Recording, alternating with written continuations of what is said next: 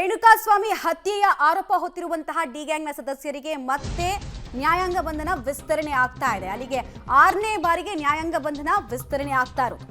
September 12ನೇ ತಾರೀಕು ತನಕ murder ಗ್ಯಾಂಗ್ಗೆ ಜೈಲೇ ಗಟ್ಟಿ ಆಗ್ತಾ ಇದೆ. ವಿಚಾರಣಾಧೀನ ಕೈದಿ ದರ್ಶನ್ ಪರ ಹಿರಿಯ ವಕೀಲ ಸಿ.ವಿ. ನಾಗೇಶ್ರಿಂದ ಇವತ್ತು ವಾದವನ್ನ ಮಂಡಿಸಲಾಯಿತು. ಕೇಸ್ನ ಹಾರ್ಡ್ ಡಿಸ್ಕ್ ಪೆನ್ ಡ್ರೈವ್ ಕೋರ್ಟ್ಗೆ ಕೊಟ್ಟಂತಹ ಎಸ್ಪಿಪಿ ಮನೆಯೂಟ ವಿಚಾರದಲ್ಲಿ ದರ್ಶನ್ಗೆ ಮತ್ತೆ ನಿರಾಸೆ ಆಗಿದೆ. ಸೆಪ್ಟೆಂಬರ್ 11ನೇ ತಾರೀಕು ಈ ವಿಚಾರದಲ್ಲಿ ವಿಚಾರಣೆಯನ್ನು ಕೈಗೆತ್ತಿಕೊಳ್ತೀನಿ ಅಂತ ಹೇಳ್ತಾ ಹೈಕೋರ್ಟ್ ಮುಂದೂಡಿಕೆ ಮಾಡಿದೆ ಅರ್ಜಿಯನ್ನು.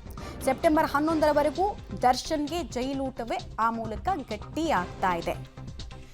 ಈಗಾಗಲೇ ಚಾರ್ಜ್ ಶೀಟ್ನ ಪ್ರತಿಯನ್ನ ವಕೀಲರು ತೆಗೆದುಕೊಳ್ಬೇಕು ಅಂತ ನೋಡ್ತಾ ಇದ್ದಾರೆ, ಆರೋಪಿಗಳ ಪರ ವಕೀಲರು. ಈ ಬೆನ್ನಲ್ಲೇ ಇವತ್ತು ಕೆಲವು ಹಾರ್ಡ್ ಕಾಪಿ ಡೀಟೇಲ್ಸ್ ಅನ್ನ ಚಾರ್ಜ್ ಶೀಟ್ನ ರೂಪದಲ್ಲಿ ಸಲ್ಲಿಕೆ ಮಾಡಲಾಗಿದೆ. ಇನ್ನೊಂದಷ್ಟು ಡಿಜಿಟಲ್ ಸಾಕ್ಷಿಗಳ ಬಗ್ಗೆ ಮಾಹಿತಿ ಕೊಡ್ತೀವಿ ಅಂತ ಹೇಳಿದ್ರು. ಇನ್ನೊಂದು ಕಡೆಗೆ ಹೈಕೋರ್ಟ್ ಮೆಟ್ಟಿಲೇರಿದ್ದಾರೆ ದರ್ಶನ್. ಆರೋಪಿ ದರ್ಶನ್ ಹೈಕೋರ್ಟ್ ಮೆಟ್ಟಿಲೇರಿದ್ದಾರೆ.